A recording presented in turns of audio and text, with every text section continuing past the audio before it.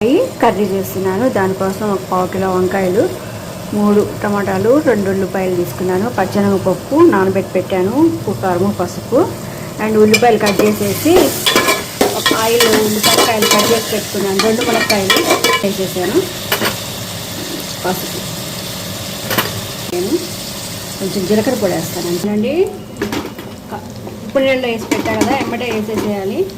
ఉల్లిపాయలని మునక్కాయలు మగ్గిలి శుభ్రంగా. ఇంకా పసుపు వేసాం కాబట్టి 1 స్పూన్ పడుతుంది నాకు. అలాగే పచ్చెనగపప్పు వేస్తాను, ఎంత స్పూనే పచ్చెనగపప్పు. టమాటాలు వేసేస్తానండి, మగ్గిపోతాయి. తరివి ఏంటండి,